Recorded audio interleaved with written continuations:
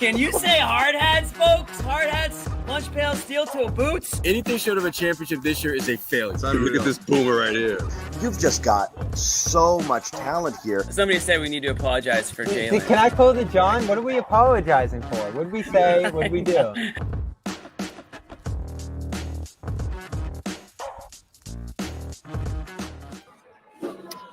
Hey, Bobby Manning here from TD Garden. Sherrod Blakely alongside. Noa Dalzell joining us soon from the Garden after the Celtics beat the Raptors 126-123 in overtime here. An unexpectedly thrilling game, given that everyone on the Raptors is out. Drew Holiday sits for the Celtics, and it ends up being a back-and-forth game. At one point, Sherrod, I had how many lead changes? Ridiculous amount in this one. Ridiculous amount of tie game. On the north side of 20. Yeah. Jakob Poeltl scored, what are we talking about, 35 in 37 minutes for Toronto. And then Jayson Tatum, after missing as good of a look as you'll get at a game winner at the end of regulation, I think Mitchell or someone fell in front of him. Mm-hmm. He hits a three. Was it a three to end the game there? Yeah, deep three. A deep three. Said he got distracted by Brown getting knocked over to his side there. And again, I was getting nervous, Sherrod. They were taking a little bit. The clock was going under a second. He tosses up a really tough shot, and this time it goes in. And so much needed game winner for Tatum after a couple misses to start this year. I can't even remember the last one he hit. It's been a tough shot for him going back a little while here, especially in tie game situations like it was there. But huge shot, huge moment, and maybe something that gets him going on a tear here. I mean, it was a great game for him with 24 points, 11 rebounds, and 9 assists. Once again, 1 stat point short of a triple-double. Yeah, I mean, it definitely, there's a lot to like about, what Tatum was able to do, particularly, at the end of the game, obviously. But Bobby, this is a game that it really, I think, amplified some of the concerns that are present and dangerous for this Celtics team, particularly second chance points.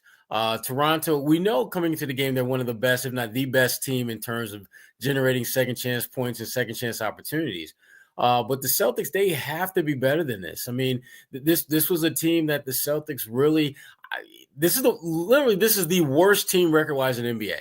And if you didn't know better, you'd think that this was a playoff caliber team, a team that the Celtics might be having to look over their shoulders about. To me, this game is a reminder that there are certain matchups that when you look at the guys that the Celtics have been able to kind of navigate successfully without having in a mix, at some point it's going to bite them in the ass. And this was another one of those games where having someone that could, basically force Poeltl to be, actually have to defend away from the basket, maybe make him work a little bit harder. They needed someone like that. This was another game where Porzingis really could have helped you a lot. Not so much in terms of his scoring and rebounding, but just his presence on the floor. That's really, I think, at this point, when you're watching games where their front court isn't as impactful as they need to be, they're lacking a presence in that front court that can just really change the way that teams are calculating how to defend the Celtics and force those teams to recalibrate a little bit. And that's just not happening. And it's probably not going to happen until Porzingis comes back to the mix. Yeah, and they need it. They tried Queta to start the game. They didn't like it. Second half, he got a quick pull too. Cornette wasn't much better. So both of them with rough games defensively here, although Queta with the big block on Barrett, 10 to overtime there. They went with Cornette and Hauser to start overtime for about 3.5 minutes, and then they went back to the starting duo there. So a big game for Horford. He hit a ton of threes in this one. 5 of 10 finishes with his biggest offensive game of the year. A great driving baseline and one as well through the course of this game. And again, the lead was going back and forth throughout this game. Toronto runs, Celtics runs. Pritchard had a great first half run off the bench that got them going after another slow start here. But, to your point on the inside play, Sherrod, I've been talking about it all year so far. They are struggling immensely to protect the paint. I know Poeltl's a unique challenge with his physicality, and he's got that shot put floater going, and he just had everything going here tonight. So this is a ridiculous game from him. But this wasn't a rare or off occurrence to start the year for the Celtics. I think Raptors shot 9 of 11 in the paint area, restricted area in the third quarter. Kept pummeling the paint with Barrett throughout. Barrett shot 10 of 27 for this one. 15 assists, 10 rebounds, and 25 points. So he was just driving and scoring at will for a lot of this one. And the Celtics just couldn't keep Toronto out of the paint. I mean, this is a game, Sherrod, where the Celtics hit 21 threes. The Raptors hit 9 threes, and it was a tie game with 1 second left in overtime. So they just pummeled the Celtics in the paint, and I really don't know what they can do at this point. They're not going to go to Tillman. He's not much of a rim protector anyway. Cornet and Queta are struggling to get the job done. Horford at center by himself is struggling to get the job done. So they just don't have rim protection right now until Porzingis comes back. Yeah, and your point about the three-point shooting, Bobby, that was it should have been expected. I mean, Toronto is the worst three-point shooting team in the NBA in terms of percentage. They're bottom 5 there in terms of 3 points made, 3 points attempted. They are very much looking up at everyone else, and so that's not that surprising. But the calculus that the Celtics and Joe Mazzulla and most NBA coaches have made is that threes over the long haul are going to outperform and outpace teams that lean on twos. And this was a game where, again, I think they'll look at this as a bit of an anomaly in terms of the struggles that they have putting this team away, despite them not being a three-point shooting team. And obviously the Celtics are on a torrid pace when it comes to three-point shooting. But again, it's a reminder of how the Celtics, in terms of their vulnerability to losing to teams that they shouldn't, is at its, I think, peak right now because of the fact that they've got so many guys, not a lot of guys, they got key guys who are not healthy or part of the load management crew. And that's, they're going to have to find ways to win these games. That's the only way they're going to be able to really make this all work out in the end, which to them, working out in the end means getting back to the NBA Finals. Yeah, and our producer Jackson Tolliver, letting us know the last Tatum buzzer beater was the Brooklyn finish in Game 1 in 2022, which was a great moment too here. But especially in those tie game situations, it's been a struggle. And let me pull a John here, Sherrod, since I'm in the host seat. Oh I'm in boy, the John chair. I don't like the shot. I don't. No, it was a horrible shot. I mean, but I will say this: if the score is tied, it's the kind of shot that you can live with whether it goes in or not, because you know that if it doesn't go in, you're just going to another overtime. But I wish there would have been something that looked like legitimate action being run, whether it's some, just 2-man game with Jalen, some high pick and roll action, just something that doesn't look like here's the ball. Jayson, dribble, take a contested or fadeaway 3 from 35 feet away.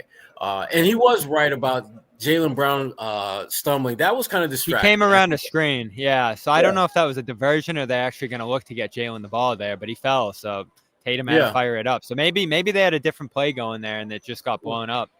Right. And I think that – I don't know what the play was, obviously, but I do think that they did have something set up. And to me, the logical thing to do in that situation was just really create 2-man game with Tatum and Brown and just have Brown either set the screen for Tatum or just, roll to the basket or roll to, the elbow or something like that. But just force Toronto to have to make some really tough late game decisions and not just allow them just kind of set up their defense and just play off of that. But again, you can't really defend Tatum much better than how he was defended on that final shot, because from where he shot and based on how he'd been shooting up to that point, you'll live with that shot if you're Toronto or any other team. You absolutely will be comfortable with Jayson Tatum taking a 30-plus foot jumper with the score tied. And especially if you're lightly contesting it and the clock is winding down.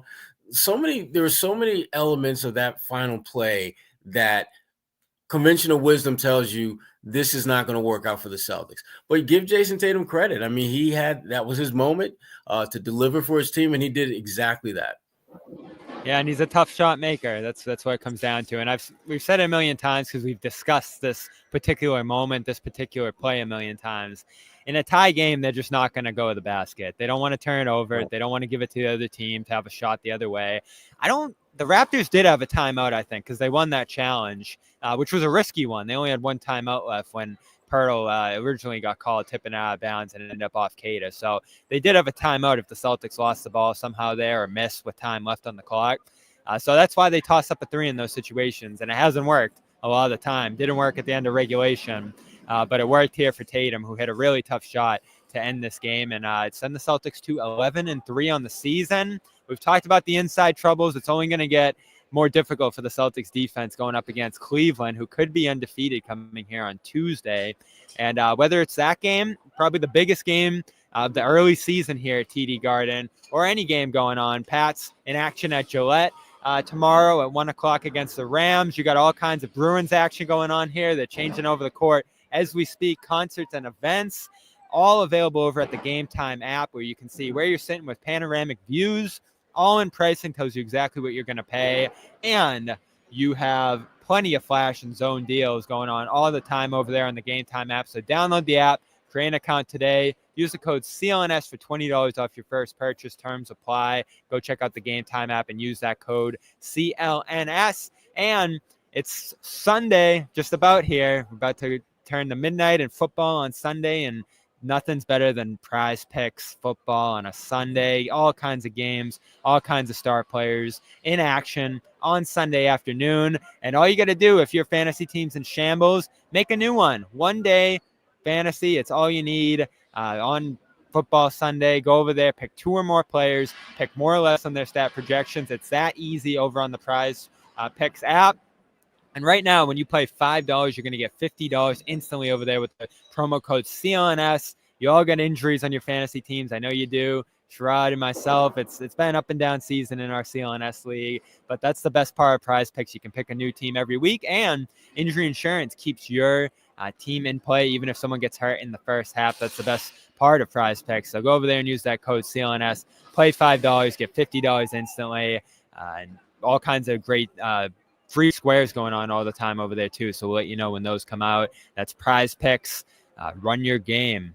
So, Sherrod, who do you want to talk about next here? We're going to have Noa Dalzell joining us after Joe Mazzulla, who should be speaking shortly here. I'll hold it down even as the Garden starts to come apart out here. So I'll jump on mute every once in a while. But what else stood out to you from this one, Sherrod? Well, I thought Jaylen Brown, the way he handled himself with 5 fouls there late in the game in OT, I thought that was really important. The shot making that Yeah, I thought really had an impactful game in a very difficult, portion of the game in terms of needing to step up defensively, but doing so with being in foul trouble. I thought he was really, really good.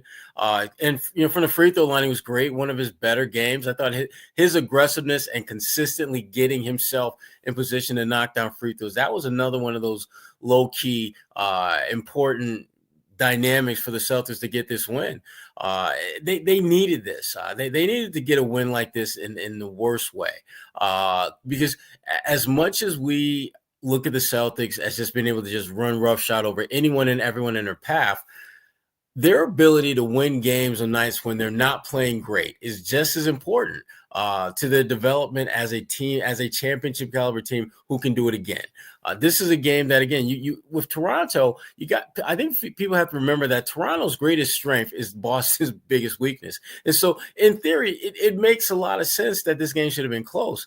But the Celtics, that's no excuse for them to allow Toronto just absolutely kick their ass on the glass the way they did. The final numbers are not a reflection of how this game was played under the boards. I think the Celtics were like -2 or something like that on the boards, and it was not that close. I mean, anyone who watched this game will come away thinking that the Celtics just absolutely got pounded on the glass, particularly when you look at Pirtle. Most of his shots were within 5-6 feet of the basket, getting incredibly deep post position, and it really didn't matter who was guarding him.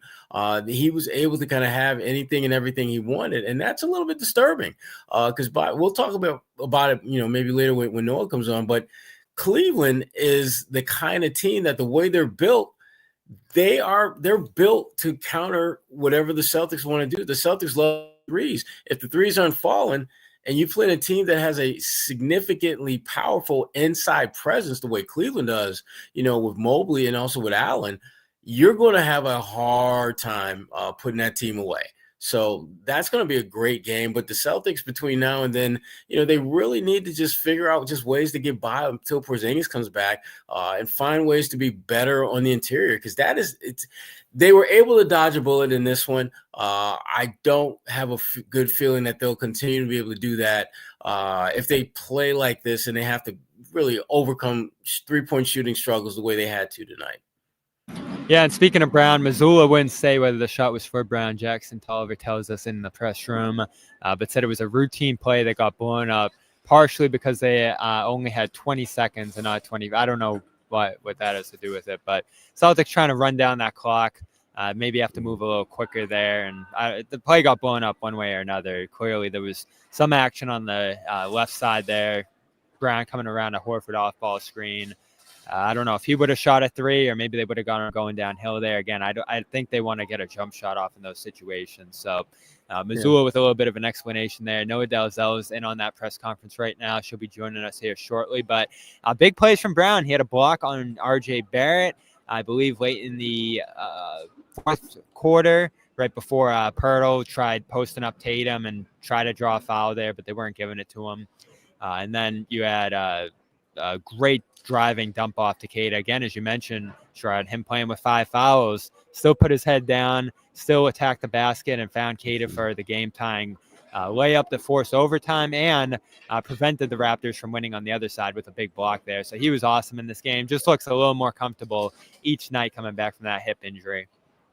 Yeah, and it's going to take him a minute to just get back to being exactly where he was, or pretty close to where he was before. But certainly, this was another step in the right direction to Jaylen, just reinvigorating this roster with his energy, his effort, his game. And they're going to need him to keep inching slowly but surely back to being, an all NBA, certainly all-star caliber player that he has shown himself to be the last couple of years. But again, there's just a part of you when you watch this game and you look back on it, you just feel that this was yet another one of those games where it shouldn't have been this close. I know Toronto did a lot of good things, and certainly the Celtics, you give them credit for, weathering the storm, but you want to see them in these type of games really put teams away sooner rather than later, just for the simple fact that they play a style that you aren't necessarily strong in, and that is they're a very physical team. They want to make it a 2-point shooting contest because they feel that's the best shot that they have to compete based on their personnel. And the Celtics were not able to make them pay for their inability to shoot threes the way we've seen them make other teams pay. Like I said, the Toronto came in here taking fewer threes than any team in the NBA, and thus making, as you can imagine, making fewer threes than anyone in the NBA. And I never got the sense that the Celtics were really making that distinction between these two teams a priority from the standpoint of making them pay for not being a three-point shooting team. Yeah, and that was where this one got a little fluky. Raptors shot a ton of free throws, and I want to throw that in there too. Barrett missed 2 free throws down the stretch. He missed the and 1 free throw that would have put them up 3. I think he missed 5 total or something like that. Yeah, and the Raptors ended up. Pirtle missed a big one that would have given them the lead, I believe, late there. Just a bunch of missed free throws from the Raptors down the stretch. Yeah, that would have tied the game with 3 minutes left, Pirtles. So all kinds of crunch time free throw misses for the Raptors in this one, and they ended the game 14-21, just 66% from the free throw line there. Celtics go 17-19. So pretty fair in terms of the total number there, but that one, a big reason the Celtics were able to escape to overtime. If the Raptors took care of business at the line, they're going to win this game.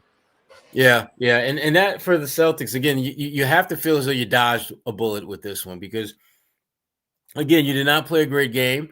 And Toronto, reminded us why they have the worst record in the NBA. They just don't seem to make the necessary plays to get over the hump, to give themselves a great opportunity to win. They had a good one, but the mistakes that they made, the missed free throws, the poor decision-making at times, they collectively took, away from what was an otherwise pretty strong effort on Toronto's part. Yep, and Noa Dalzell, I just saw her walk into the media room, so she's going to join us in just a few seconds here. Continue to talk about the Queta start I found interesting there. We can talk about him for a few minutes here before Noah jumps on, but not a great first half for him. Some stellar plays down the stretch, though. A big block in overtime, I believe, was when his came, and putbacks, alley-oops. They shot so many threes in this game, Sherrod, and I think that was another part of why this ended up being so competitive, is they just weren't taking great quality threes for a lot of this game. The moments where Queta could give them some running downhill looks at the rim, offensive rebounds. He had that great one on the baseline that he got fouled on toward the stretch run of this game. So he's still trying to gain that trust defensively. He's still trying to figure out where to be on that end of the floor. But offensively, he's giving them a dynamic that they really need right now. Yeah. It's especially his ability to finish at the rim and just really force defenses to really get into that state of uncertainty. You know, when Jaylen Brown or Tatum penetrates and you've got Queta kind of roaming along that baseline, is Tatum going to shoot? Is he going to throw the lob? It creates a level of uncertainty for defenses that I think is a major plus for the Celtics going forward. Because Queta, as we saw in this game and we've seen in plenty of games, can play well above the rim. He's that type of player, and frankly, they needed someone like that. But his defense, I think, at times just fluctuates in terms of its impact. He's a really good free throw shooter. Again, he's a good player who I think can be really good, but it's going to take a minute. It's not going to be as impactful now as I think he'll be, in a very near future. And I think, for the Celtics, you're just going to try to get all you can out of him while you can. And then just try to put him in positions where, his strengths are played to. So. Yeah, and I'm working on a story about him right now, so I'm obviously talking to a lot of people who've been around him through his development in college and everything else like that. And what stands out is he started basketball pretty late in his life. So we're talking about a 25-year-old guy here who obviously in NBA terms is a little bit older for being 4 years into his career, but we're only talking about a guy who's 10 or so years into his basketball career period, 10, 15 years here since he started around, I think he started like 10, 11 in Portugal. So he's still developing. There's still upside here that I think, you look at a guy who's 25 and you're normally not like, oh, there's big upside here. There's a lot of room for growth. I think with him, there is. You look at his defensive positioning, just seems to be in the right spot more often than he was a year ago. He's not fouling, Sherrod. I think that's something I notice every game when he picks up that first foul or that second foul late in the game. I'm like, oh, if he played this much last year, he'd have 5-6 fouls by now and be out of this game. And then offensively, like just much more smoother getting out of his box. I think Scal said it at one point, that coming out of the screen and getting downhill fast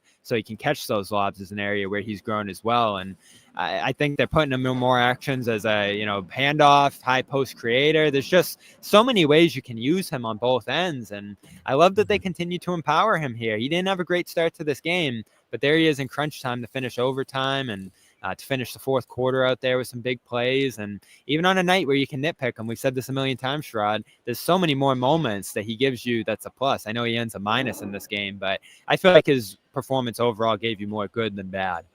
Yeah, I would agree. I would absolutely agree with that because, you look at some of the things that he's able to do, even in a less than full strength state. And there's no question, he helps you win games. The things that he's able to do are major bonuses for the Celtics. And certainly, it'll be important for them to continue to recognize that and build off of those moments. So Noa Dalzell joins us here from TD Garden. The garden's quickly falling apart around me here. So Sherrod, I'll put you in the host chair for about 10, 20 minutes here, and I'll come back to close it out. All right. Bye, Bobby. Let the adults take over. Yes, we got this, Noah. Hey, Noah, just really, there's a lot to unpack with this one. But I was curious about just what was Joe saying about that last play, with Tatum. I mean, clearly it was the play broke down. I mean, when Jaylen Brown is on the ground, you've got one shot that you're trying to take. You probably want Jaylen in some way, shape, or form involved in the play. What did Joe say about that final play, the Tatum game winner? Yeah, what he said was that they're just trying to get the defense moving. Like, they don't want to set defense for that entire last play. So I think it wasn't necessarily that he was looking for Jaylen or if there was a specific action that he called. Maybe there was, but that's not what he told us. He said effectively, like, he just wanted to make sure that there was movement and there was multiple options, and they got a shot out of it. It obviously wasn't, I don't think it was necessarily what they drew up, but yeah, that was the main thing he said, that it's just really hard at the end of a game is because you're not going to have two guys on the ball. Like, it's just really hard to get any sort of advantage. And so I think just that action, that motion is what he was going for. In that particular moment, no, we've seen Jayson in that moment a lot, and typically the result is not what we saw tonight. But the shot he took kind of is that dribble out the shot clock, raise up for a three. I hate when he does that, personally. It just feels that, there's a reason why, coaches call plays. And even though this one broke down, and I think that was a reason why, we didn't see a play executed. It's even when that's the case, Jayson still winds up taking these kind of shots anyway. What's your sense of that particular shot? Like the basically the dribble down the shot clock, raise up for the three, and maybe a win shot. Yeah. So I think, first of all, it's not a Tatum thing and it's not a Celtics thing. It's really an NBA thing where this is how last, possessions are played out. And once in a while, you see them not even get a good look.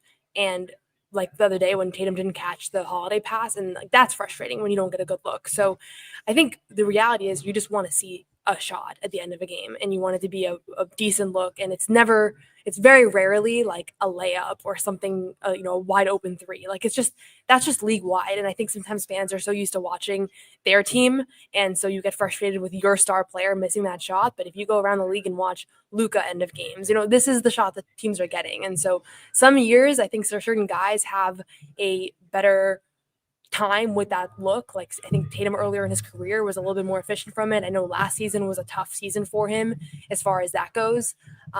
But at the end of the day, like it is just kind of how coaches approach that moment, because I think they're so worried about turning the ball over. They're so worried about, getting a shot up too soon into the possession, that their mindset when it's tied, which is both times at end of regulation, end of overtime, both times it was tied, like that's the way that it goes. And so I think he was due for one. And so it was ironic that he missed the more open one and then hit the more contested one, but he was due for one. And I think he's been underrated clutch this season.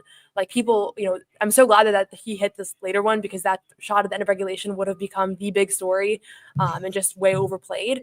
But he's hit some big shots. He hit, in Detroit down the stretch, he was clutch. I'm trying to remember now off the top of my head, but just the close games, he has actually been engaged and he's been hitting them. So I think the people are just, last season he really wasn't, he wasn't hitting those game winners, and so it became a big story, but it's not really, I don't think it really needs to be a big story. Yeah, I mean it's definitely, people have a little bit of PTSD when you see Jayson taking that shot. You think, oh my God, last year that was a problem. This year not so much, and also the way he starts games. I didn't look at the numbers beforehand, but I know Tatum for most of the season has been like the league's top first quarter scorer. And tonight he was 13 points in the first quarter. When you just look at just his game at this point, are you happy with it? Are you content with it? Is it meh? How would you, characterize just what you're seeing out of Jayson Tatum at this point, the totality of his game right now? Of tonight or just the season so far? The season so far. No, I mean, I think he's having a really good season. Like the shooting, he's had a couple of really hot shooting performances and a couple cold ones, and overall he's been about average to what we've come to expect. But in other ways, I think he's really improved. The passing to me is the big story from these last few games. Like I think he had 9 or 10 assists the other night, and then 9 tonight. And honestly, like he could have had a lot more. I feel like he's a couple of these opportunities have just not translated, like some open looks that guys are getting. But you can just see his approach is right. And so yeah, like he's been really benefiting early on with the full first quarters that he didn't get last year. It's almost like him and Jalen have kind of flipped in that sense, where Jalen used to really benefit from the first quarters and now it's Tatum. But ultimately, I think that he's having a very well-rounded season. And, people want him to be an elite three-point shooter. I think the reality is that if he becomes like a 40+% shooter from three, like he's the best player in the league. And just because he's not that doesn't mean that he's not like having a great season or is invaluable for this Celtics team. And so sometimes we fixate on like what we want him to be, but there's very few guys that can do everything that he can do and shoot at that percentage. There's no guys. So that's kind of where the frustration, I think, comes from people. But yeah, the shooting, the passing is really what stood out to me these last few games. Yeah, and when you talk about shooting, even though we don't really talk a ton about him when you talk about three-point shooting with this team, Al Horford had one of those low-key, really good games. Kind of really helped them when there were some offensive droughts. I think he finished with like 17 points. Had another really good night in terms of shooting the ball from three-point range. Al was 5 for 10. And is shooting about 40. Actually, I think he's on the north side of 40%. I think he came in shooting like 44% from three-point range or something like that this year. What do you think has been more important for the Celtics team, his three-point shooting or what he brings defensively? Honestly, like he's been their best three-point shooter this season.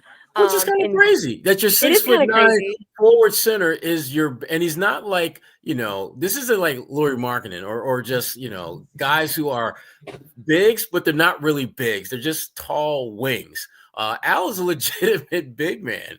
But continue. Sorry about that.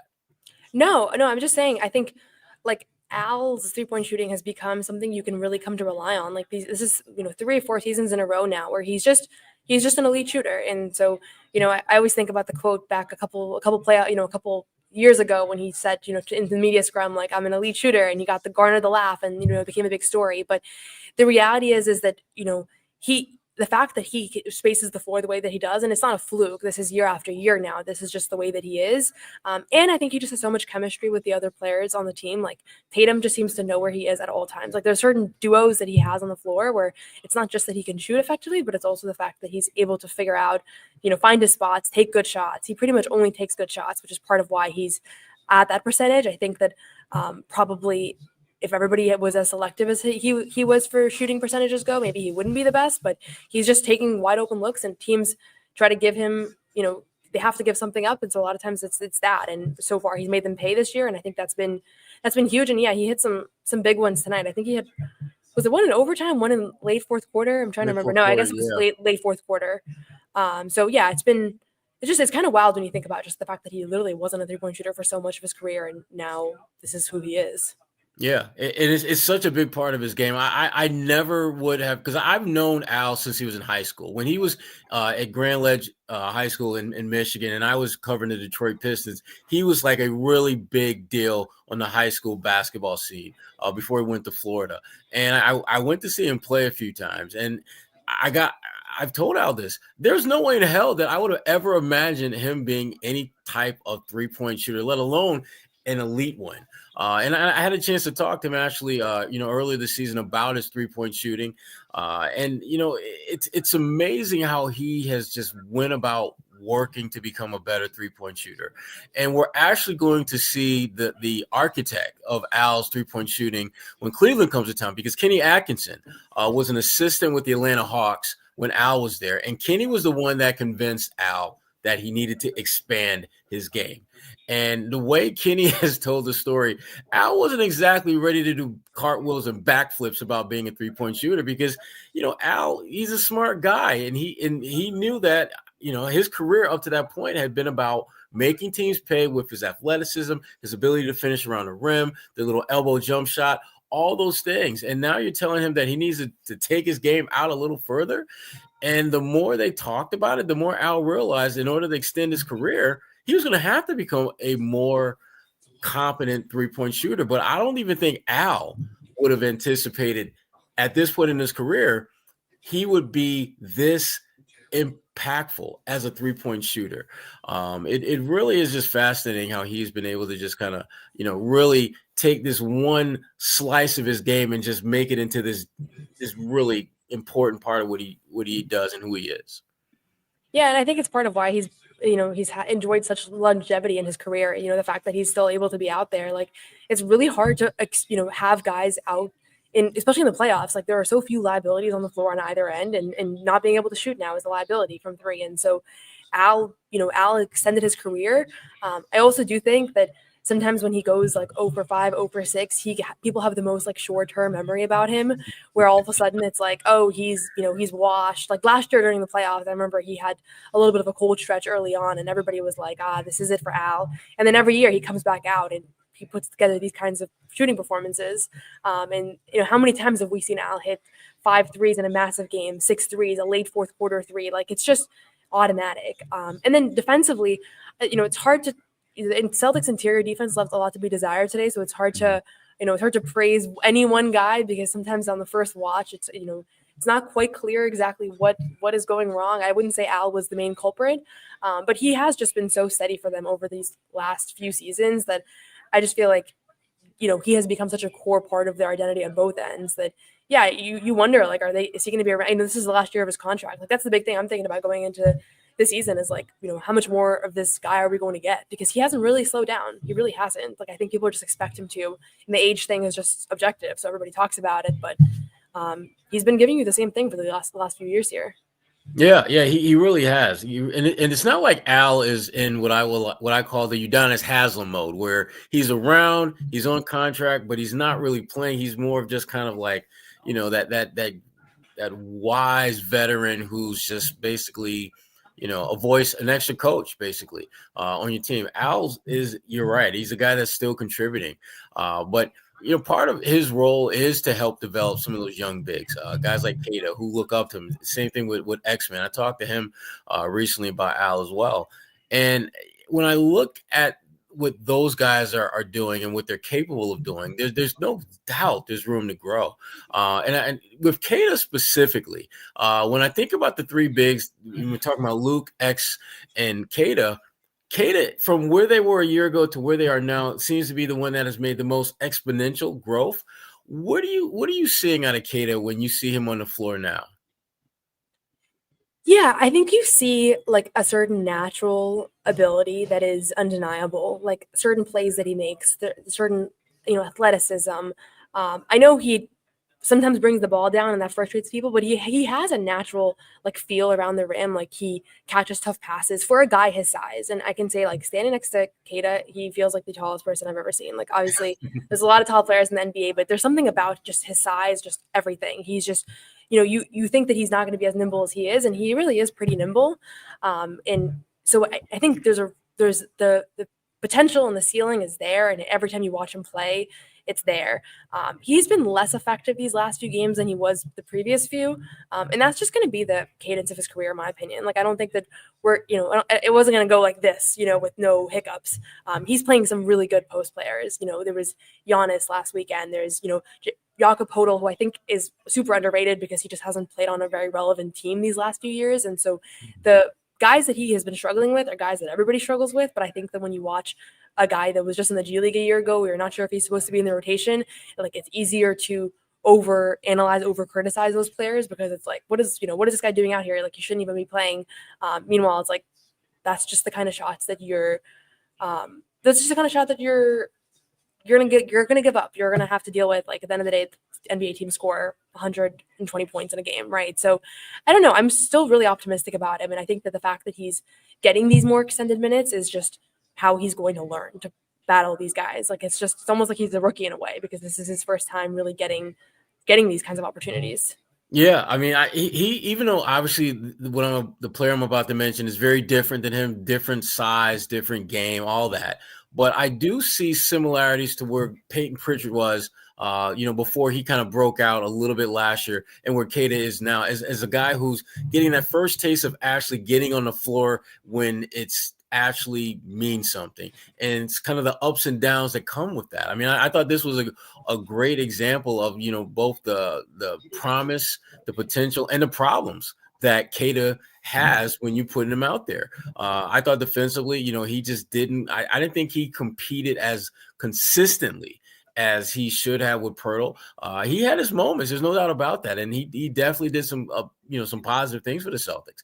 But he has to become more consistent. And when you talk to veteran players, they say that consistency is what ultimately separates players who are going to play and play pretty steady minutes, and guys who maybe every now and then are just going to be kind of randoms out there who give you a good game on Monday, and 3 weeks later will be the next time they will make an impact. Queta has tremendous upside, and you want to avoid all the comparisons, but it's hard not to look at him and not think about Time Lord. Incredibly athletic, long guy, can play above the rim. And I don't want to think about Time Lord because every time I think about Time Lord, I think about potential that was never met. That it was always about the potential and never about the body of work and the proven body of work consistently. In Queta, I just hope that the narrative behind Queta has a different ending than it did for Rob. Yeah, I mean, the obvious advantage here, I don't think Queta has the injury-prone stuff because it's really remarkable for someone his size to not to jinx him, but like he's been pretty available and healthy throughout his career. And we always say like the best indicator of future injury is past injury, and so that's something that he has going for him. But I worry about the Time Lord stuff just because I feel like there's some things that Rob Williams can do that he just can't, at least at this point. And there's I think we forget sometimes, like Rob Williams was really one of the best defenders in the league for a stretch there, or if not the best defender in the league. And just the help side defense, the rim protection, like I don't know, I get why fans and why we're making it, because there's just been very few guys that have even reminded us of Rob at all. And so Queta has like glimpses of it, but he doesn't need to be Rob Williams to be a really impactful player for this team. That's the other piece of it. He can give you parts of that without being Rob Williams ultimately. But we have the clip loaded up of Joe talking about the last play that we were referring to earlier, so we can, Jackson, if you want to cue that, we can hear exactly in his words what his plan was there. You had drawn something up maybe for Jaylen. What was the play there? It was just one of our normal plays. We were just in a unique spot where there was 20 seconds left and you want to get a shot. And I just didn't want to dribble around and keep the defense static. So advancing it wasted some time, and then just running one of the actions that kind of gets some movement and has multiple options to it. So I thought it was executed well by the guys, and it was a great shot by Jayson. I mean, it really usually they're in isolation because most teams are switching because you don't want to put two on the ball with 10 seconds left in the game. So I think it's just a matter of how do you move the defense to try and get drives and try to force them into 2-on-1s with overhelps and situations like that. So I like the play that we ran with an off-ball component to it, and there were multiple layers to it, but the guys delivered. That number's a little skewed because it's Jakob Poeltl, so you have to go 76 minus 35 because he shoots floaters from inside the dots, and that's a shot that you're willing to give up over time. So those are all technically in the paint, and so some of those you have to give up. So do we have to get better at it? Yeah, 76. I know it's a number that generates a lot of headlines, and you'll be able to use that later tonight in your articles. But I would say there's probably about, half of those are because of the coverage that you're going to play on a guy like him throughout a game. The other half is we have to do a better job rebounding, and we have to do a better job at individual defense. So those are the two areas that can clean up 50% of those points, you know what I mean? Defense and rebounding. He's a bear down there, though. He's good. I mean, he's good. It's one of those situations. If you play one coverage, he's going to shoot that. If you play a different one, he's going to bury you on the glass. So he puts teams in a bind. He's a good player.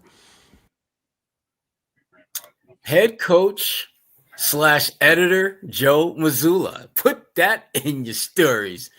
Corrales. No, Joe, I get what he's saying, and it does make sense. But to me, the part that he just kind of slipped in there was that this is a problem. That this is something that they have to get better at. And yes, 76 might be a bit inflated because of Poeltl's game. It doesn't change the fact that this is a problem. This is a clear and undeniable weakness with your team. And I'm still not getting a sense of how you're going to address that. Can you address that with the way your team is constructed now? Yeah, I think two things that I've gathered from Joe from covering him these past 2 years is, one is he really likes to contextualize kind of basic stats with more advanced analytics, or like giving us just more context and color. And surely some of it is like, things that make the Celtics look better, that make him look better.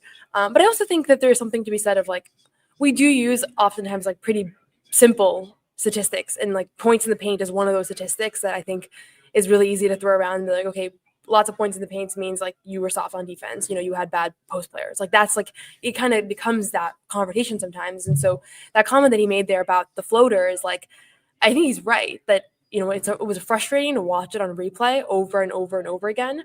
But he hit literally every single one. He was 16 of 19 from the field. And ultimately he had 35 points, which is a lot, but 35 points is not like an insane amount of points for the NBA today, like with Tatum's averaging 30. And so I think there's a certain amount of like, you have to give something up, and that's what they're going to give up in this game. And they gave up 23 3-pointers attempted. So the Raptors really didn't do anything from the outside.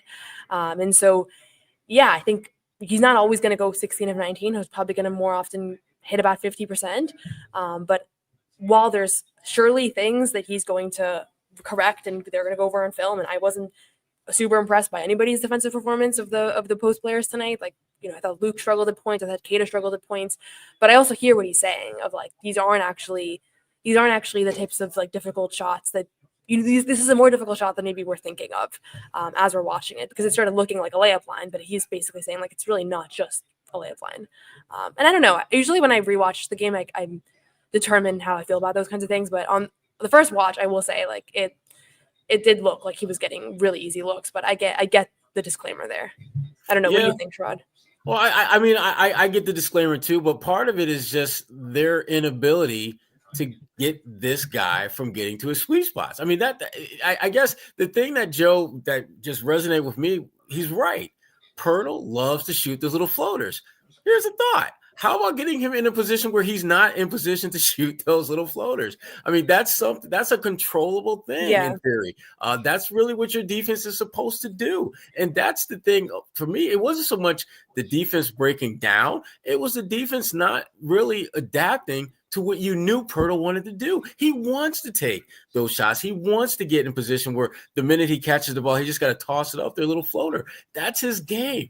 And there's a reason why this was a career game for him, because he did it at a level that he doesn't normally do. Most teams don't allow him to get this comfortable. I mean, I think he came into the game averaging like 15, 16 points a game, something like that. And he had 35, and I believe it was a career high or damn near close to one if it wasn't. That's coach. I understand it. 76 may not be, indicative of how they dominate the paint, but you still have a problem. And it's a problem that I don't know if you have figured out how to address it. Forget about fixing it. How are you going to address it and at least give yourself a chance to combat that? And to your point, no, I think you're right. I mean, I didn't think Al played great defense. I didn't think Luke played great defense. I didn't think any of their bigs played great defense. And we're not expecting that. But can we have good defense? Can we have defense? If we could get some of that, Pirtle, instead of 35, maybe he only has 26 or 27. And instead of it going to overtime, you win it by 5 in regulation. It just seems that defensively, they are not quite where they need to be. And it's not so much a personnel issue. It just seems that there's some other issues or dynamics that are leading to this team not being as consistent defensively as they've been in the past. Forget the past. Last year, let's just forget about the past and just limit it to last season. It's kind of what you expect from a defensive consistency standpoint. When you bring the whole band back together, you think that will be the one thing that you can kind of bank on and being solid defensively. Yeah, and I'm seeing some people in the chat. I do think Drew's absence was felt tonight. I think they would have involved him a little bit in the action at points. But one of the things that Joe said post-game was, we've been competing. We're just not executing. And I think sometimes those things are hard to discern from watching, especially watching when you're watching a guy get burned and there's a handoff and there's an open layup and Luke's back is turned and it's like, are they competing? But I think Joe's synopsis of this game and of the last few days here, he said, the effort is there. We're not executing coverages. And so part of that is like, you do have a guy on the floor that didn't play last year in Queta. And so that changes everybody's role. Another part of it is I do think Drew, and Drew is just missed tonight, but like, I think Drew does clean up a lot of mistakes that maybe go unnoticed. And so that is, an element of it as well. But I will say, I didn't feel at all during the playoffs last year that they were missing Porzingis. Like every time we talked about it, I said, I maintained this stretch of like the stance of like, they don't need him. He's a plus. It'd be great if they had him back. But ultimately, I think they can win the championship and beat any of these teams without him. And it mostly came true because he didn't really play much. I don't really feel that way anymore. I feel like they need him and they need him back, and his absence is felt. And so maybe it's like at a certain point, this team wasn't constructed to like not have him. Like there's a reason why he's on the roster. But during these last few weeks, I've been thinking like, okay, I do have this feeling that I didn't have during the playoffs last year. And so maybe at a certain point they were going to run out of like fumes of being able to play Al Horford 40 minutes a night and everybody covering up for one another. And it's like, they need one of their best players back. And so there's an element of that too. And I think the other stuff's going to get better. Like the Queta stuff's going to get better. But yeah, I will say there was a moment, like just looking at the final score, they scored 123 points in overtime. So as frustrating as it is, like I watched them play and I thought to myself, it feels like they have way more points than they do. Yeah, absolutely. And I think our good friend Bobby Manning is about to rejoin the team. Bobby, there you go. Welcome back. Hello. Welcome back. I'm going to hop, right? Yep. Yeah, Tatum will be talking Okay. soon over on the Trading me for Bobby. Good to catch up, Sherrod. You too, Noah. Tagging out. Okay. Bye. Hey, Bobby, we're just actually talking about Queta. Can you hear, Bobby? Can you hear? Oh, there we go. We're just talking about Queta and just kind of you got me. Yeah, I got you. Just your thoughts on Queta's game tonight? Can you hear me? Yeah. Again, I thought first half he had some moments where you get lost a little bit defensive. I'm gonna have to go back and watch a lot of it because I don't know how much of it was his fault, but it did seem, again, he's in there at center. He's, I think we're mixing matchups and stuff, so not all of it's his fault there, but he starts that game. They're getting a lot of dribble penetration in there. And again, I think they're using him in help position a lot of the time more than just being that like, pick and roll defender or drop back guy. So I think a lot of times teams are going to try to put him in actions, and they're doing that so teams can't put him in actions. But when he's out there, teams are going to go at him, Sherrod. I mean, he's, not the weak link necessarily, but if you're going to go at anybody in that defense, that's the guy that they're going to try to challenge there. So that's going to be an ongoing process for him to continue to try to, figure out there. And then second half, you put backs, that putback on the Tatum miss when he was posting up and just kind of tossed it up there and Queta threw it down with one hand. I mean, I feel like we're seeing one special thing like that a night from him at this point. So that was awesome. Couple other plays. I get the block in overtime was huge. There were just a baseline offensive rebound where he got fouled. He can just count the plays. And again, I said it in our opening segment, Sherrod, you're getting more positive plays than negative plays from him. So given the ceiling here, given the upside, I've said it multiple times early this season, I'm willing to live with a little more Queta and a little less Luke to be able to develop Queta and that upside. Absolutely. That is sacrilegious, Bobby, what you just said. Wow. And, Luke has moments in this game, too. The run-ahead layup and a couple offensive rebounds. Offensive rebounds that were key. Yeah, some good. You did some things. I think they're actually tied. At one point, I was tallying up the offensive rebounds for the season. Queta might have actually finished with more because he had 4 in this game. But at one point tonight, they were tied for the season for offensive rebounds, total offensive rebounds, most on the Celtics this year. So that's the one thing you're getting from both of those guys. And they need it. Again, tonight was a night, Sherrod, where the 3 really wasn't falling for this team early. Right. And so you need Queta on the offensive glass to be able to grab those. You need Cornette on the offensive glass to be able to get those. And I think Joe has said this at times, and I feel that way too. They're not quite killing it on the offensive glass to the degree that they should be, where it's so important and such a big part of their offensive game. Yeah, especially when you're trying to work the double big lineup. I mean, that should be, at worst, you're breaking even in terms of working on the boards when you got, the 2 bigs in there. But that's not really happening. It's been quite the adventure for them when it comes to rebounding the ball. Has not been great. And the thing Noah and I were talking a little bit about this was just that, when you bring the band back together like this, there's certain things that you expect that will be transferable. And one of those things I would think is just your defense overall. But it really does look like it's still early. I get that. but it really does look like defensively there's a gear that they haven't been able to quite shift into that we're accustomed to seeing. Is it as simple as just Queta adjusting to being with that group, or is there something else that's kind of really holding this group back from being that great defensive team that we know they have the potential and the pieces to be?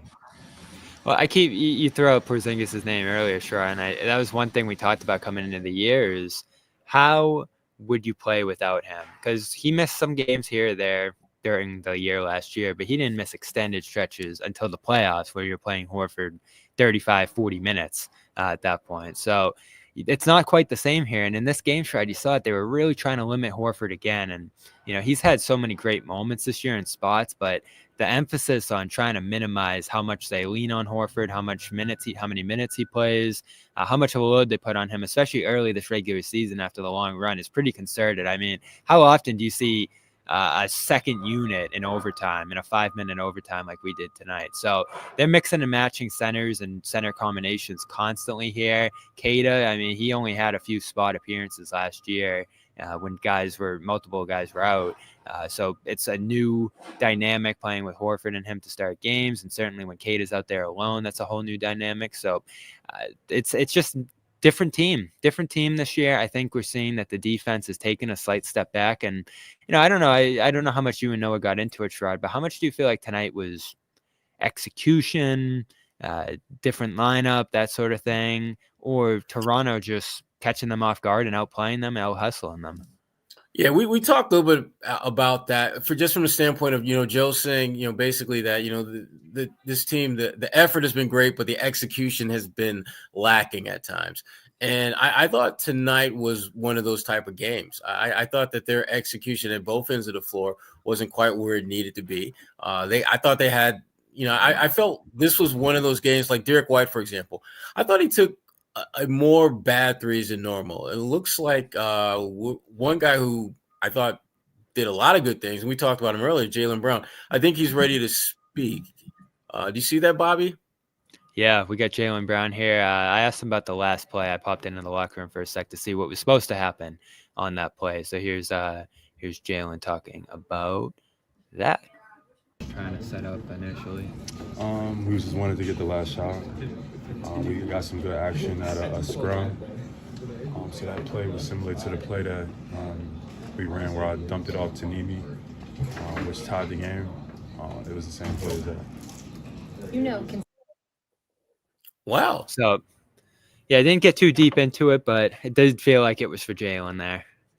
Yeah. Well, but I like the idea that Joe is running action that at least gives the appearance and forces teams to think about it being for Jaylen. I mean, think back to, when you think about Brad Stevens, when he was coaching the team, one of the great things that Brad did consistently was create misdirection plays where you're thinking one thing is going to happen and Brad is looking to do something else, creating options so that, his players can figure out what's the best basketball play in that moment and not necessarily have them kind of, tied to a very specific player getting it in a specific spot for looking to create a very specific moment. And it seems like Joe is doing some of that as well. But the execution really, I thought for the most part, just wasn't great in this game. And Toronto, when you're as bad as they've been this year, a broken clock is right twice a day. They're going to have a game where they're going to beat someone when they're clearly not the better team.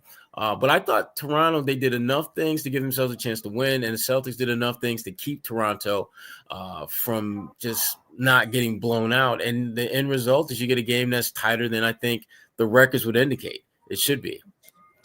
Yeah, a little more from Jaylen here because he did have some interesting comments. I think he talked a little bit about his injury here and how he's feeling coming back from it and the physicality and the just effort that Toronto threw at them, taking their opponent's best shots and all that sort of thing. So some good stuff from Jaylen here in the locker room after the game. But any pain that I have, it's manageable. Before it was kind of like limiting me, but now I feel a lot better. Were you surprised you didn't get a foul call in that last play? What was your? I guess all game, like the level of physicality, which I'm cool with to a certain extent, but like if you're gonna allow them to just put two hands and try to try to stop me, allow me to use my physical gifts as well.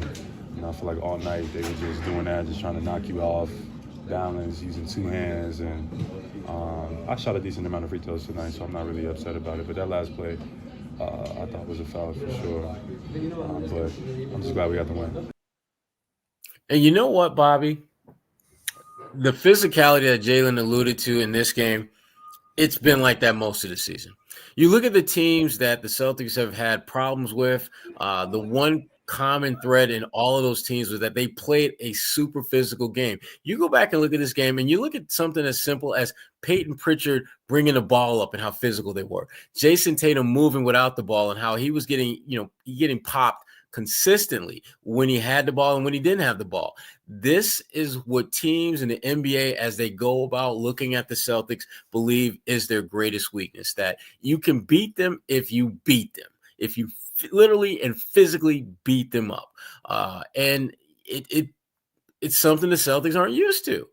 They're not used to the level of physicality that I think they're seeing with a certain amount of consistency. The good thing is that it's happening early in the season, and they're getting a chance to frankly adjust and adapt to that style of play and still find ways to win.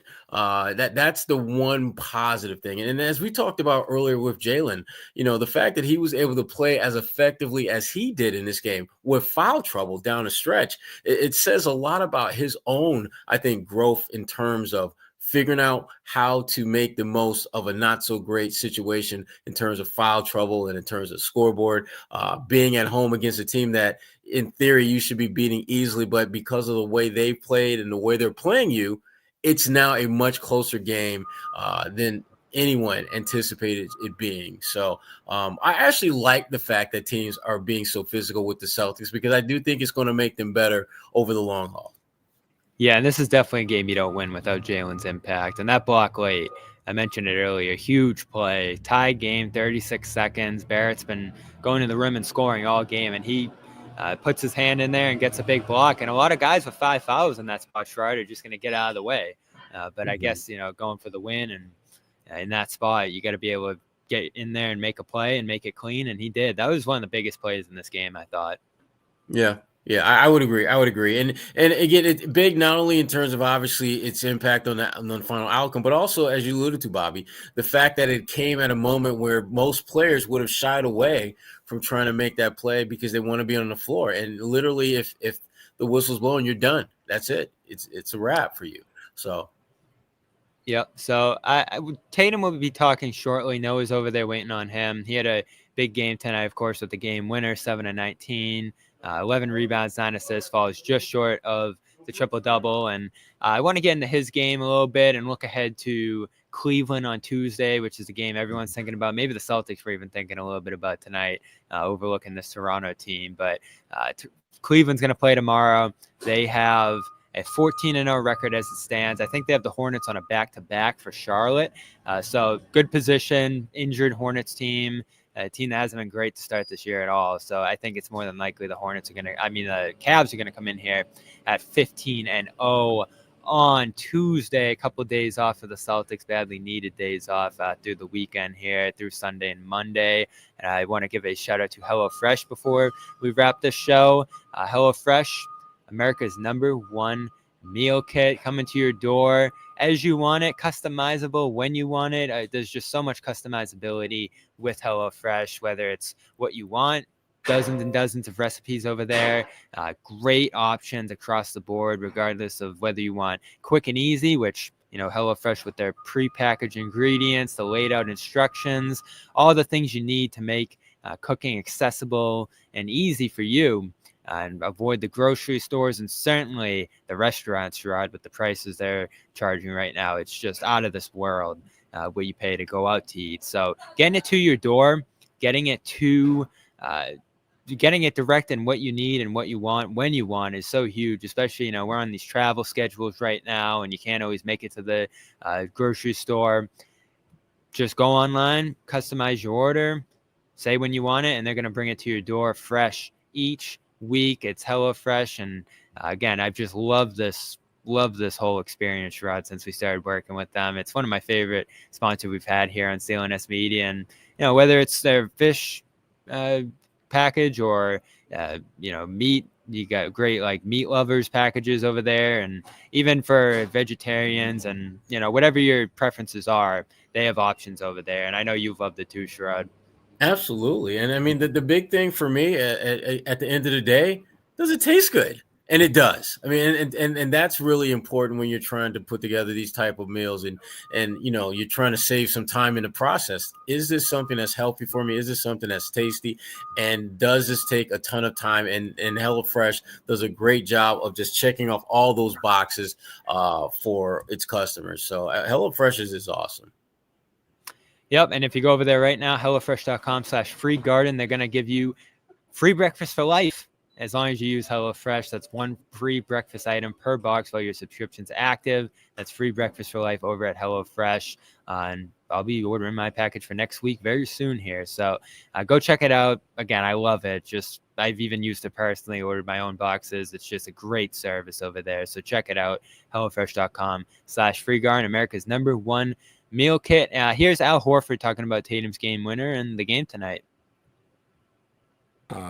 Taking that shot, that's a shot that that I constantly see him working on, and it's something that he's confident in, and we're confident in him, and for him to knock it down tonight was big for our group.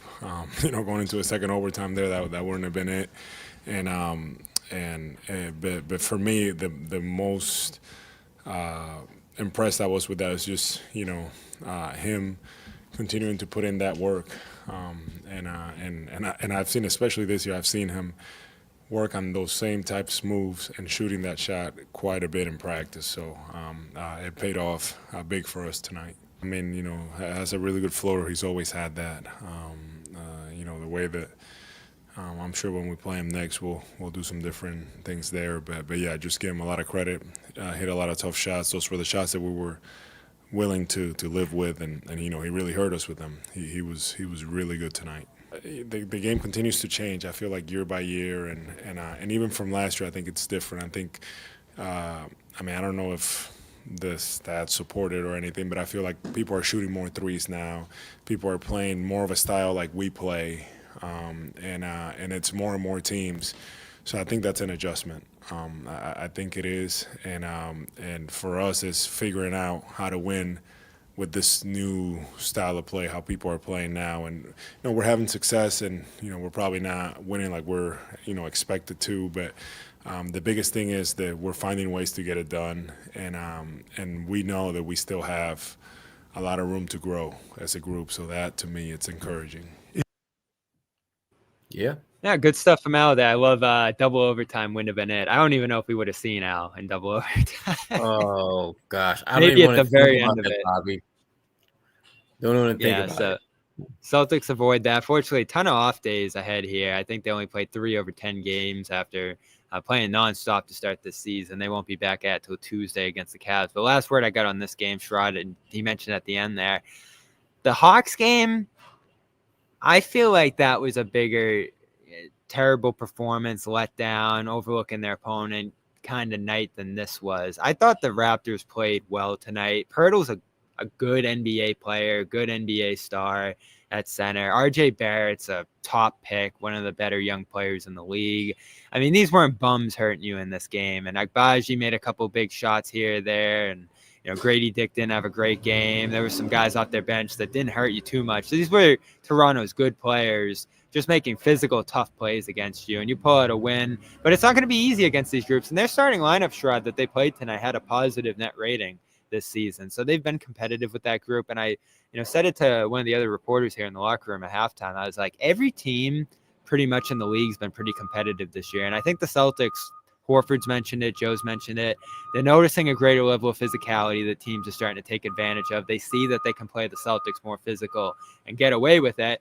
And it wasn't the Raptors tonight, obviously, right? They didn't shoot any threes here, but some teams are trying to play that three-point game with them a little more now. Pacers a good example of that. I thought the Bucks did a good job with that in their couple games that they played against them. So I think what he said there was true. There might have been some games early this season where the Celtics fell asleep or just weren't super motivated against lesser opponents. But I think the bigger story from some of these games against the Torontos of the world is that it's a different style. It's a different league to start this year, and it's been really competitive across the board. This was a fun game to watch, I felt like, Sherrod. This wasn't one where you're like, oh, man, the Celtics are playing awful and they're just not trying tonight. This was a competitive game from both teams. Yeah, and really, this was a game where the little things really became a big deal. And when I talk about little things, I'm talking about things like free throws. The fact that RJ missed 5. If he makes 2 or 3 of those free throws that he missed, we're having a very different conversation right about now. And those are the things that really separate teams that are trying to figure out how to just win from those who absolutely know what it takes to win. Even on nights when their overall play isn't necessarily good or even average. The Celtics, I think, I agree with Joe Mazzulla from the standpoint that the effort, I think, was good. But if the execution is off, part of your responsibility as a coach is to figure out why that is and address that. Figure out why are we not executing as well as we should. And, yeah, you can easily say that it's the opponent and what they're doing. But some of the, like, for example, Tatum missing that open 3, late in regulation. That has nothing to do with, anything Toronto did to limit him missing. That's on him. That's a lack of execution. They have to gradually get back to where they were a year ago when they were executing at a really high level. The good news is they don't have to get there today. They've got plenty of time to get there, but there needs to be signs that they're moving in the right direction as far as execution is concerned, because it's a big if you're not good at that, you're not going to win a championship. It's that simple. Teams that are mediocre to below average when it comes to execution are not going to win. They'll win a lot of games, but they're not going to win in the playoffs, not to the level that their talent should allow them to. And the Celtics, they have to get better at that. They just have to. Yeah, I don't know if Tatum started talking yet over there, but we'll get into Cavs Celtics before we get out of here. Tuesday night, biggest game in the NBA early this season, and it's an NBA Cup game. So if the Celtics lose this game, they're effectively out of this NBA Cup. So a chance to knock off the undefeated Cavs, who have been incredible, the best story in the league to start this year. And Celtics have played like one of the best teams in the league, but have dropped a couple games here or there. Mobley missed their last game with an illness, so I think he'll be good to go for this one. But remember, Sherrod, these teams played in the second round. It was super competitive through the first 2 games, and then Mitchell got hurt. Allen missed the entire series, and Mobley didn't get going until later in it. So I think they're missing Max Strus, as they have been for most of this year, but they're pretty fully loaded. Celtics will be almost fully loaded aside from Porzingis for this game. So a real measuring stick game for both teams to start this year. What do you expect them? Oh, I expect it to be a very, very good game. I expect the Celtics to execute better. I think this is one of those games where, because of the caliber opponent, I think there's going to be a different level of focus on the Celtics part. I think they're going to be much more locked into the details, because they know that anything less than a really good execution game, not just effort, but execution game, they're not going to win. And they have been, they've shown obviously the greatness that you expect from a championship team. And this, to me, is just another chapter in running it back and winning another title, being able to snap the winning streak of the Cavaliers. Yeah, and the biggest thing to watch for, it is the 4th most efficient team in scoring in the paint in the rim areas, and Celtics have obviously struggled with that. They struggled with it again tonight. I don't have the numbers right in front of me this second, but with a quick toggle here, Celtics gave up, let's see, at the rim tonight, 23 of 32 shooting at the rim of the Raptors in this one, Sherrod, 72%. That's where the Cavs are going to try to hurt you. Yeah. Yep. And you're just, I mean, it's going to be a tough game for the Celtics. There's no doubt about it. And I fully expect it to be one of those, a game that's going to come down to the last 10, 15 seconds to decide the winner. Whether someone steps up, makes a big shot, or someone gets a big block, steal, deflection, something. It's going to be a game that will not be decided earlier. There's no, I just don't see a path that leads this game to being anything other than a nail biter. Yeah, and all of it will come down to how does Tatum play against Mitchell, who's been incredible against the Celtics too in his career. I think he almost has 30 points a game against the Celtics throughout his career, one of the highest all-time totals against Boston for a player. And Garland's looking much better. They're getting a lot more corner threes. It's an interesting team, and I actually wrote about it over at Boston Sports Journal to start the year today. To start the year, Kenny Atkinson's been making some big changes there for their offense. They're the number one offense in the league, Sherrod, which I don't think people would expect, over Boston by just a couple points. And they're the best shooting team in the league by 4 points over New York to start this year. Mitchell, Garland, other guys are just giving them great productivity there. So it's going to be an incredible game. Tatum's talking over on the Celtics side right now. So Noah and I are going to do a report here on what he had to say and his night and the game winner and all of that. But we're going to wrap it up over here live. I'll be back on Tuesday for this big game here between the Celtics and the Cavs. Of course, show some love to our sponsors, Prize Picks. Use the code CLNS tomorrow over there. Play a $5 lineup. Get $50 instantly. Check out Game Time if you want to go to Celtics Cavs on Tuesday, an NBA Cup game. Check it out. CLNS, $20 off your first purchase. Terms apply. And, of course, HelloFresh. Go get free breakfast of life over there. And they're great meal kit to your door when you want it at HelloFresh.com/freegarden.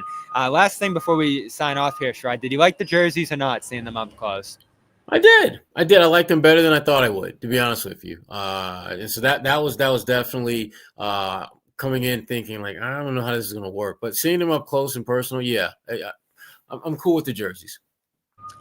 They're not horrendous, but I don't like them. I like the gray ones from years back more than these, actually, and that was the worst Celtics jersey ever at the time. So I'm not a fan of the gray ones. Yeah, I didn't like the gray ones. I'm gonna put these at worst, and they haven't had many jerseys in Celtics history, but this one to me is the worst. So Raptors have a great one. I wish they wore theirs tonight, but those are some of my favorite uniforms in the NBA. Not a lot of Raptors fans in here, Sherrod, though, like the old days. No. 2-11, I guess we'll do that to you. But a great game tonight, fun to watch. Thanks to Sherrod for hanging out for over an hour here. Thanks to Noah, who's finishing up Tatum's interview over there, and we're going to do a hit on his night, his game winner, and a big night for the Celtics here at TD Garden. They're back here on Tuesday. Celtics, Cavs, the main event. We'll have coverage and the full crew, I'm sure, for that one. So thanks again for watching. Subscribe, Celtics All Access, CLNS Media, all our channels. Check out Sherrod's Big 3 podcast, which just came out today, right? Or yesterday? Yesterday, yep. So a new episode of that out right now with Gary Washburn. And we will talk to you on Tuesday. Good night. Wait, Amit's got an outro for us, I think. No, he doesn't. He said he was going to work on an outro. He had a phenomenal game. Phenomenal game. Horford's out. I think it's an option. That did not sound like a chair. It was a freaking chair. It does sound like a chair.